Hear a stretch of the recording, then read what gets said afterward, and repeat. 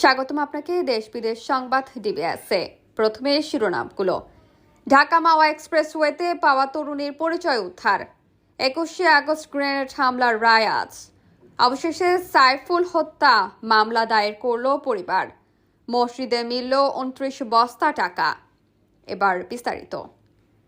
মুন্সিগঞ্জে ঢাকা মাওয়া expressway থেকে গুলিবিদ্ধ অজ্ঞাত এক তরুণের মরদেহ উদ্ধার করা হয়েছে। ঘটনাস্থল থেকে 5টি গুলির খোসা ও একটি মোটরসাইকেল উদ্ধার করেছে পুলিশ। পুলিশের ধারণা খুব কাছ থেকে গুলি করে তরুণীকে হত্যা করা হয়েছে। তরুণীর নাম শাহেদ আক্তার, বয়স 22 বছর।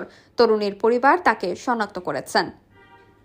এদিকে রাজধানীর বঙ্গবন্ধু অ্যাভিনিউয়ে 2004 সালের 21শে আগস্ট গ্রেনেড হামলার ঘটনা ঘটে। এই ঘটনার করা মামলায় অর্থাৎ হত্যা ও বিস্ফোরক মামলায় 2018 সালের 10 অক্টোবর ঢাকার দ্রুত বিচার ট্রাইব্যুনাল 1 রায় দেন। রায়ে সাবেক স্বরাষ্ট্র প্রতিমন্ত্রী লুৎফুজ্জামান বাবর ও সাবেক শিক্ষা উপমন্ত্রী আব্দুস সালাম পিন্টু সহ 19 জনের মৃত্যুদণ্ড দেওয়া হয়েছে।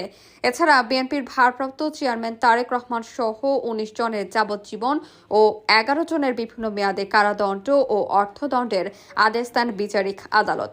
ঢাকার বঙ্গবন্ধু অ্যাভিনিউয়ে 21শে আগস্ট গ্রেনেড হামলার ঘটনায় হত্যা ও বিস্ফোরক দ্রব্য আইনের মামলায় আসামিদের ডেট রেফারেন্স আপিল ও জেল আপিলের ওপর হাইকোর্টের রায় আজ জানা যেতে পারে। এদিকে আইনজীবী সাইফুল ইসলাম আলিফ হত্যার ঘটনায় 3 দিন পর হত্যা মামলা করেছে পরিবার।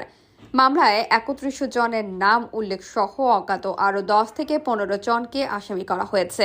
এছাড়া চিন্ময় কাণ্ডে আরও একটি মামলা করেছে নিহত আলিফের বড় ভাই।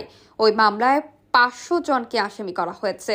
শুক্রবার রাতে নগরের কোতোয়ালি থানায় আলিফের বাবা জামাল উদ্দিন বাদী হয়ে আলিফ হত্যাকাণ্ডের ঘটনার মামলা দায়ের করেন। এদিকে কিশোরগঞ্জের পাগলা মসজিদের 11টি সিন্দুক খুলে এবার পাওয়া গেল 29 বস্তা টাকা। দেশি টাকার পাশাপাশি সেখানে ছিল স্বর্ণালংকার ও বিদেশি মুদ্রাও। আজ শনিবার সকাল 7:30টার দিকে সিন্দুক খুলে টাকাগুলো বস্তায় ভরা হয়।